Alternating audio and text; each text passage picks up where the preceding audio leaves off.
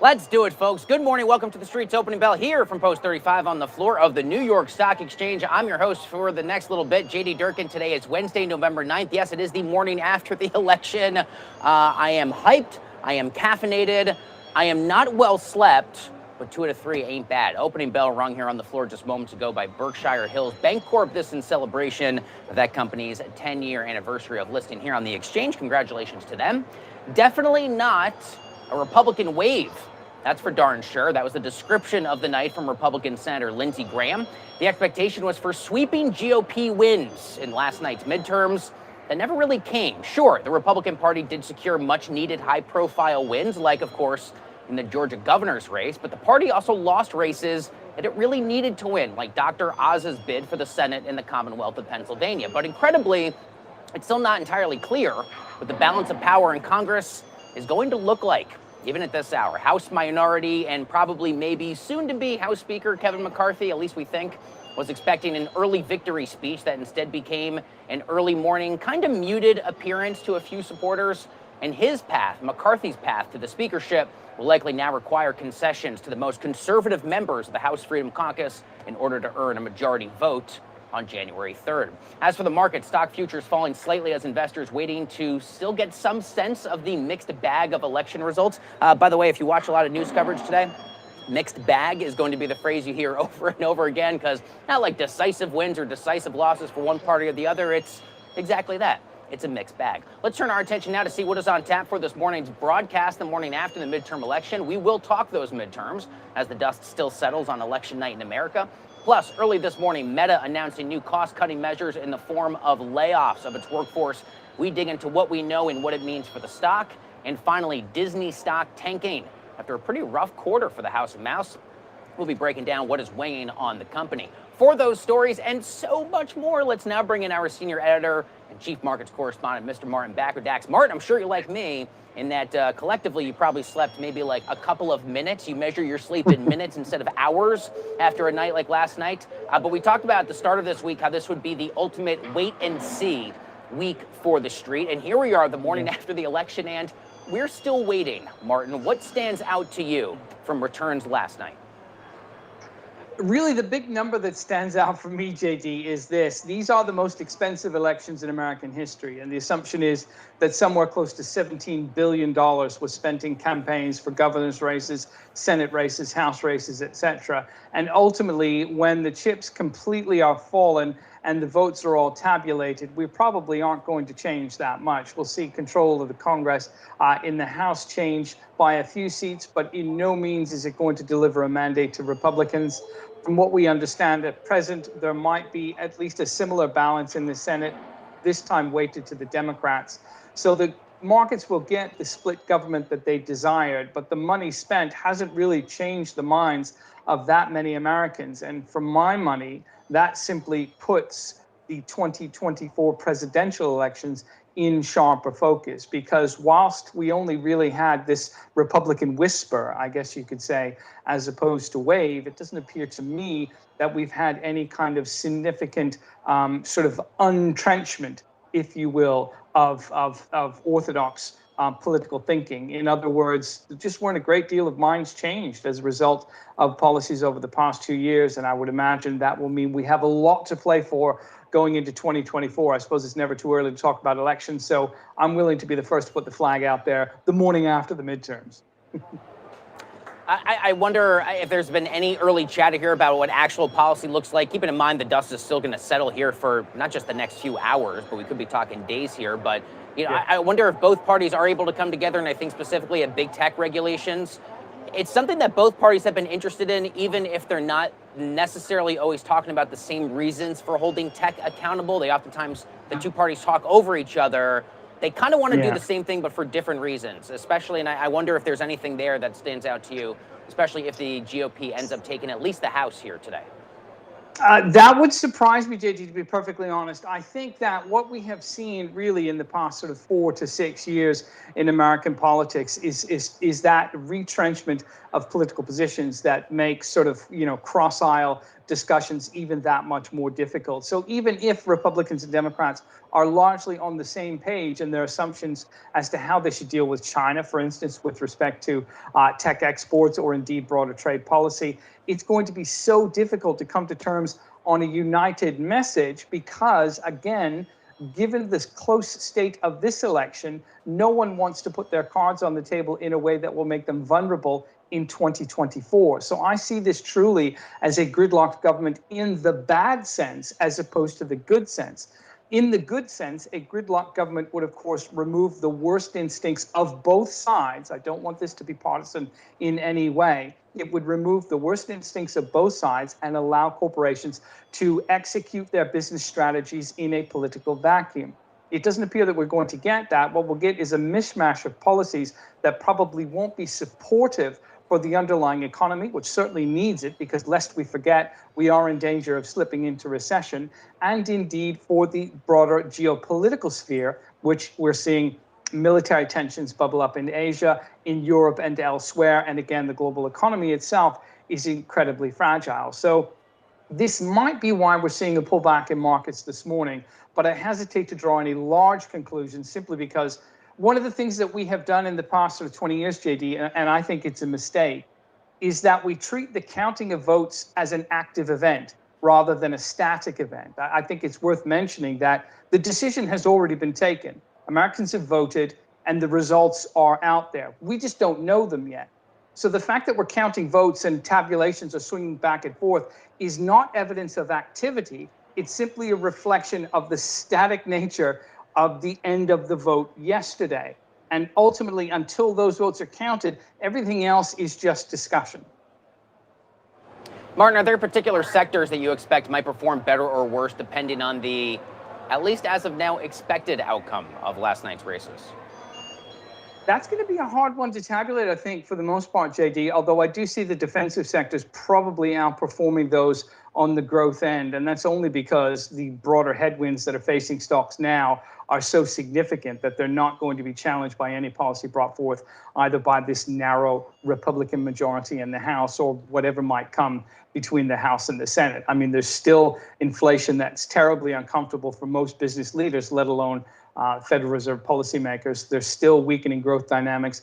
We're seeing now more evidence of consumer debt being taken on as Americans run down those pandemic savings. So defensive stocks tend to perform better under those circumstances. I would imagine that, as well as maybe some of the big cap stocks, which have, of course, terrific cash generative components to them, will also be in focus. But I would say those over the growth stocks, which have had the mega sort of performances in the past years, will be favored going forward. You know, it's interesting. There's an old maxim that goes something like, even if the Dalai Lama were president, defense spending would still go up in the United States. That's a good note there with specific eye on defense spending. Now, with regards to the broader S&P index, Martin, we do usually see that index do quite well in the 12 months after a midterm election, especially if there is a split Congress. But I wonder how we should take that into consideration, the historical trends of the last 60 years or so, as well as the fact that we do have a really unique environment, including inflation, China's COVID policies, and ongoing Fed tightening. There's a lot going on. There's a lot going on, and I think you've hit the high notes with respect to the headwinds that markets are anticipating to face. But I think as well, JD, one of the reasons why historic comparisons are sometimes not satisfactory is because the composition of the S&P 500 is so heavily weighted to 4 or 5 stocks. I mean, you're looking at Apple, Microsoft, Tesla, Google. Essentially, that's what it is. The market is nearly 20% comprised by those 4 names themselves. So if they are to underperform, then the broader market is going to underperform along with it, irrespective of the fundamentals of the other, well, 496 companies in the S&P 500. So that is simply a different mechanic to markets that we have seen in the aftermath of previous midterm elections. So I think that's why the comparisons are going to be difficult this time round. But your broader point about inflationary headwinds, aggressive central bank tightening, both here in the United States and indeed elsewhere, a fragile global economy, an economy in China which is still pursuing really a mistaken zero COVID policy that's going to result in industrial shutdowns and supply chain disruptions, and all the rest of it. Those are very difficult headwinds to navigate through from a broader market perspective. And even though we've had the pullback that we did over the summer and into the autumn months, I don't know that value is going to overtake those concerns in the near future. I'm prepared to pivot the conversation onto earnings here in just a bit, as well as CPI. But first, I just want to give you the opportunity. Martin, is there anything top of mind for this election? I did not specifically ask you because I know you were up late looking at the numbers, and I'm sure you have lots of thoughts. And I just wanted to give you the opportunity to address any of those before we went into some of the more granular stories of the marketing day. It's a hard one to answer, JD, although I guess I would say from a political perspective only, the larger narrative I think that's going to emerge from these midterm elections are whether or not former President Donald Trump will be able to maintain the momentum that maybe we assumed he had and make a run for the presidential bid in 2024. For viewers that don't know, I'm based now in Southwest Florida. And I can tell you that it was a very easy prediction for me to make that Ron DeSantis would win the governorship with such a commanding margin, because I heard nary a word of criticism for his execution in the wake of Hurricane Ian. And it has to be said, the cleanup here has been pretty spectacular. So it wasn't surprising for me to see him win. The margin wasn't surprising either. And that, of course, puts him into place for a run against Mr. Trump should he decide to reignite his campaign in the coming days. That narrative as to what kind of Republican Party will emerge from their primary process could be the most important thing that we'll take away from these midterm elections. I mean, it's amazing because I sensed a lot of sort of rank and file conservative voices, traditional conservative voices, be very critical of former President Trump with the Ron DeSanctimonious swipes. A lot of people saying, okay, well, you need a better nickname. B, it's like, why would you go? Like, DeSantis is a beloved, a conservative leader for the Republican Party. He fights the culture war stuff the right way. He's proven that he can win and increase his popularity. And then I wonder after today how much more dented that path forward is for the former president. Undisputedly, I think still the leader of the party. But I think suddenly his own path forward to 2024 looks a lot murkier, which also strangely, I don't know if taking Trump out of the equation is necessarily a good or a bad thing for President Biden, right? Like, they kind of needed each other. Biden's best stake at re-election was to have Trump run for president again, but Trump felt like he can only beat Biden. It's a very strange dynamic there, right? It is. It is. I think you're absolutely right about that. I mean, polls were indicating that the former president had a reasonably solid lead prior to the pandemic in 2020. So, but for that condition, he may very well have been reelected. Of course, we can't argue counterfactuals, but nonetheless, that's what the polls were telling us. But I think you're right. He has emerged perhaps weakened. Some of the candidates that he endorsed didn't perform as anticipated. And of course, President Biden's age and his handling of the broader economy are going to be two significant headwinds for the Democrats to face going into 2024 as well. And there doesn't appear to be a candidate underneath that would sort of replace him if he would decide not to seek a second term. So I think to some degree, this does complicate the 2024 election process. But again, it comes back to what has changed today. And 17 billion spent, JD, and we're probably going to flip 15, 20 seats across the House and maybe one or two in the Senate. And that's it. That's a lot of money for not, that's a lot of squeezing and not a great amount of juice. Yeah, absolutely, especially for expectations that said the GOP would take back between 20 and 30. But I think it's safe to say the incumbent President Biden is avoiding the famous phrase of shellacking that his Democratic predecessor, his former boss, Barack Obama, famously said when he did his post-midterms press conference after his first midterm. So we'll see how it shakes out. Of course, by tomorrow, we'll have a better sense here, Martin, of who controls what and where. But we're also going to be hyper-focused here on the street on the October CPI data. That's a new inflation data. Remind us what's at stake for those figures tomorrow. Essentially, what we're probably going to see, JD, is a moderating of the headline inflation rate down to about 8% on an annualized basis. And we'll probably see the month-on-month number come down a little bit as well. The core inflation figures, however, might actually tick a little bit higher because there's a lot of noise in the components that are measured. So it may not be the satisfactory result that people are looking for in the broader deceleration of headline consumer prices heading into the end of the year and beyond. And therefore, it's unlikely to change any of the thinking with respect to Fed hikes in December and beyond. I think the Fed has just been quite conclusive in its messaging in saying that they really need to have compelling evidence of an inflation return to the 2% target. And that's a long way away from 8, irrespective of what we get tomorrow. There's one piece of information in there, JD, that I think is worth sort of levering into the conversation. And that was some data out of China last night that said producer prices actually declined. In other words, we had negative increases in input costs in China for the first time in nearly 2 years. Hugely important, and I think underreported, because China ultimately is an exporter of deflation all around the world when its economy is running at its best.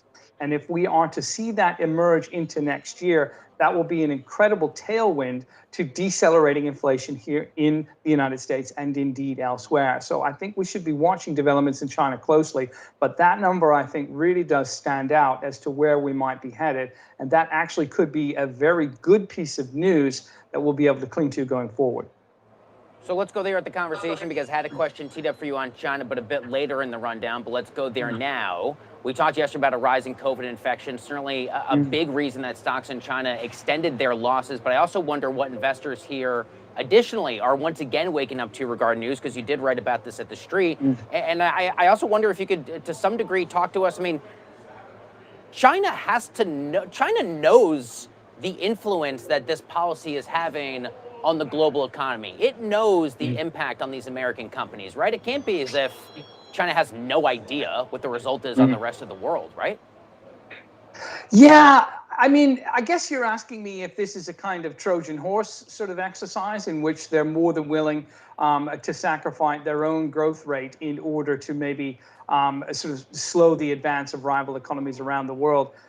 If that is what you're asking, I'm not sure that it's that calculated. I think ultimately what China has always pursued, be it through political or economic policy, is social control. They really simply understand that in a country with about 1.2 billion people, they can't afford to have disorder. And I think it's part of the reason why their economy has always been export focused rather than on consumption focused. Once you're an economy on a consumption focus, JD, you tend to have demands for political freedom follow very shortly after. When you are export focused, you can be a little bit more isolated as a result. And I think that's what China has tried to pursue, because they don't necessarily want these kinds of freedom seeking discussions. The last one we had, of course, was in Tiananmen Square, and we know how that ended. So to some degree, I think what they are pursuing from a COVID zero policy perspective is more about social order than it is about anything else, because the last thing they want is the kind of disorder that could create political discourse that would lead to more political freedoms. And just after this China Congress has been formed and President Xi has established his unprecedented third term, it's exactly what they don't want. I do want to pivot here to Meta's layoff announcement early this morning. I believe it was right around 6 a.m., if I'm not mistaken. Here's the statement personally from Mark Zuckerberg. We'll pull it up and I'll ask you about it. Zuckerberg today saying, "Today I'm sharing some of the most difficult changes we've made in Meta's history. I've decided to reduce the size of our team by about 13% and let go more than 11,000 of our talented employees. We're also taking a number of additional steps to become a leaner, more efficient company by cutting discretionary spending and extending our hiring freeze through Q1. The stock did rise in pre-market as a result there of this news. But Martin, what else did we hear from the company, and why do we think they're making this decision at this time? It's an interesting one, isn't it, JD? I always harken back to the fact that, and I'll ask you kind of a rhetorical question. Can you imagine if an automaker was to lay off 11,000 people in a single go? It would be a headline story. It would be the main point of discussion on every media outlet. It would be sort of an issue of great consternation for weeks. When you get rid of people in the transport sector, it engenders a great deal of emotion. When you get rid of people in the tech sector, people tend to look at it, shrug their shoulders, and move on. And sadly, I think this is what's going to happen with Meta and with Facebook. 11,000 people, that's a significant single-issue job cut, and something that we haven't seen in the American economy for a number of years. It's the first time in Meta's history, in fact, that it's had job reductions of this scale. And it's only going to save about $2.5 billion, JD, when all is said and done. And for that matter, Mark Zuckerberg didn't say anything about a change in tact with respect to his ambitions for the metaverse, which has already sapped up about $9.4 billion in red ink. So it really does seem to me that, as contrite as he sounds in the statement, he's getting rid of 11,000 people to pay for a project that has sunk about $10 billion in costs already, is anticipated to spill more red ink into next year, and doesn't have a profitability track for a long time to come. That's unsatisfactory. You simply can't have a CEO with the kind of voting power that he wields for that stock making these kinds of decisions to cover up a mistake that is largely of his own doing. And the stock is currently up about, it just truly jumped as we were talking. It's now up 6.2% so far, 21 minutes into the session here today. People have wondered about Mark Zuckerberg's very aggressive pivot, Martin, into the metaverse, away from its core business. More than a few people left out there scratching their heads, wondering about what he really envisions for the future of the company, given it's such a radical departure from what got them to where they are. Did the company give us any reason to believe that they are not still moving confidently in this meta direction? No, it's a double down policy for sure, JD. And I think it could work. In other words, irrespective of whether you think the metaverse is the next great mousetrap, if you consider the fact that if you had one business driver generating profits and revenue acceleration, you could use that to absorb the losses in the other. And I don't think that's a bad business tact.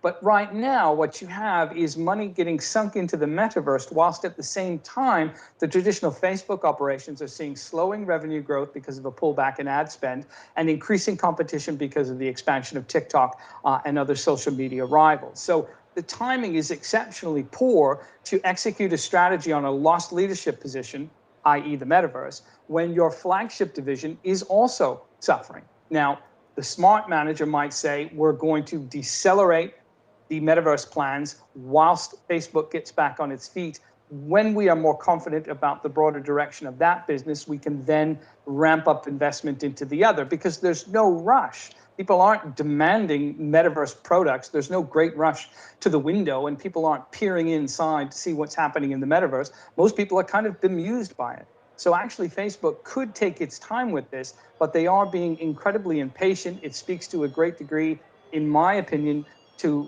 petulance with respect to the executive level. And investors today are simply doing some simple arithmetic. If they're going to save $2 billion, we can bump up the stock by about 1 to 2%. If they're not, we'll cut it back down. But it has to be remembered that Meta stock is down about 70% for the year. So I wouldn't see today's movements in any way as an endorsement of what's happening. Yeah, great frame, and I do appreciate the context as always. I'd also love to get your reaction to something shaking up the world of crypto. The shocking revelation, as you put it on TheStreet.com this morning, of Binance buying rival FTX.com after confirmation of that liquidity crunch. How big of a shakeup is this, Martin? And how has Bitcoin and the broader crypto market been responding since we got the news?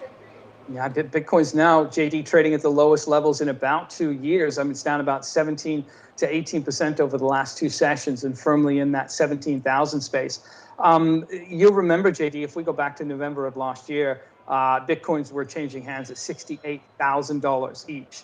Now we're down to 17,000. So the discussion about a store of value has been completely eviscerated forever. What's also been eviscerated, of course, is the personal wealth of Sam Bankman-Fried, who seems to have gone from about 15 billion to under 1 billion. He will be well cared for with a $1 billion fortune, so we needn't weep too much with respect to that. But what's happening now is just indicative of the lack of regulation in a crypto world, which is attracting not only institutional investors, but all sorts of retail people as well, who were enticed by significant gains and indeed promises of performance that haven't been delivered. And regulators have been absolutely asleep at the switch with respect to their lack of mobility, lack of understanding, and lack of clarity in the crypto space. Is it an equity? Is it an asset? Is it a commodity? These discussions have been going on for far too long, and as a result, ordinary investors are getting fleeced. And the mechanics of this takeover are discomforting as well, because you have one rival effectively selling assets that cause the other to wobble. Then you're issuing a statement about their financial difficulties, and then you're saying you're going to come in and rescue them and purchase the business writ large. You're doing all of this outside the scope of normal regulatory activity, and as a result, you're creating tremendous disruption along the way. So if it is anything JD, it's a reminder that these markets are unregulated. They are absolutely untamed. And unless you have money to lose, they're not the place to go in to try to protect your wealth or to grow it. They are, for the most part, gaming assets and little more. We talk an awful lot about crypto winter and whether or not it is thawing. I wonder what your outlook is for the broader crypto market as we head into the new year, Martin. That's so difficult, JD. I've remained so unconvinced about the application of crypto tokens in the broader transactional economy. I think when you look at Bitcoin in particular, which is the largest by far, there isn't anything that it does that isn't already performed by traditional banking functions. Whatever Bitcoin does, it does it more expensively, it does it more slowly, and it does it with a worse carbon footprint. Now, those things are just purely indisputable. And as a result, they have blunted the ability for developers and everyone else to bring in the logical extension of transactional economies, and that, of course, is digital coins. I have great faith that that will ultimately happen. But at present, because of the dislocations that we're seeing not only in Bitcoin, but in infrastructures across the whole crypto space, I don't see this happening in a smooth or indeed near-term manner. Well, pardon the shocked expression on my face as I pull up Disney stock to pivot to this next story. The stock is currently down 11.3%, which means on to earnings we go for the next part of our conversation. Disney reported after the bell yesterday a miss on both the top and bottom lines, even though streaming seems to be a bright spot. We'll dig a little deeper into streaming after this, but I do want to get the big picture perspective. What is dragging down Disney stock on this Wednesday morning, Martin? What's going on? Yeah, it's such a disappointing set of numbers. Just missing on both the top and bottom line are going to be bad enough in a market like this. It's going to be even more pronounced for a stock that has significantly underperformed not only the Dow, but the broader S&P 500 as well. And when you consider the fact that they were making these subscriber gains, but not necessarily in generating more revenue from each of the people that they gained, investors are really not happy about the broader business direction, the money that's being spent on content in the direct-to-consumer space, or indeed the broader the potential for Disney, which doesn't anticipate a profit for that direct-to-consumer space until to the beginning of the next fiscal year. So they're talking about 12 months of similar figures in a disappointing market where the stock is already down about 40% so far this year. That's not a good mix on a day like this. Yeah, of course, even though Disney Plus, Martin, added 12.1 million subscribers in the quarter, that number did beat estimates. A bit of a good news note there for the company. Executives also warned, however, they see that growth slowing for Disney Plus in the next quarter. And I wonder what more we know about the perceived headwinds. They got to be significant enough for management to be warning us ahead of time, right? Paradoxically, JD, I think the fact that subscriber growth is going to slow is not necessarily a bad thing from an investor perspective, because the subscriber numbers, whilst overtaking Netflix, just indicate how increasingly expensive it's becoming to bring people in your platform. There's no point in bringing people into the platform while spending billions on content and then seeing the average revenue per user decline. And that's precisely what we are seeing with respect to Disney. Average revenue per user was down to about $3.90 from about $4.25. So each and every new subscriber is becoming more expensive to get, and they're delivering you less along the way. That's a really downward spiral in terms of the arithmetic. So to some degree, I was struck by the comments from Bob Chapek where he said, listen, we're going to focus on profitability going forward and not necessarily about putting our arms around every potential new subscriber. And that's a change in tack that we're seeing across the whole of the streaming spectrum. Portion of it is because, of course, we're now not as locked into our home entertainment as we were during the pandemic, but also, of course, because content costs just continue to increase. So that change, I think, is probably going to be welcome. But in the case of Disney, it's not going to deliver profitability in the direct-to-consumer space, which is where the streaming business lies, again, until the end of this fiscal year. And that's a long time to wait, because now we're talking about 3 to 4 years after the launch of Disney Plus, as opposed to 1 to 2. So that demands a lot of investor patience right now. And when you're missing in the other business divisions, such as linear, theme parks, and others, it simply doesn't engender investor confidence.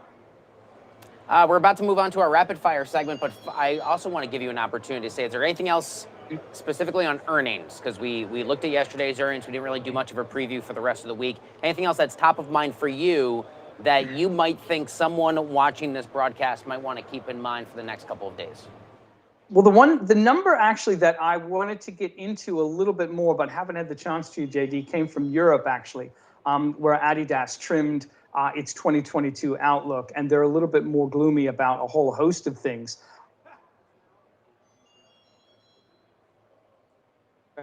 I may have lost, Martin may have lost your audio here for 1 sec. I'm going to stop you for 1 sec. Did we confirm we lost Martin's audio? Yeah. Martin, we're going to work to get Martin's audio back up. We still have the feed. We just lost Martin's. Oh, I may have got you. Martin, do you hear me?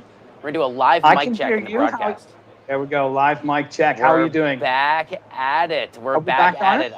Please continue. You were saying you were talking to Adidas there. Yeah, thank you. I got you now. Yes, that's right. So Adidas cuts its 2022 outlook. They're talking about headwinds in China, which is one of their most important markets, input costs and all the rest of it.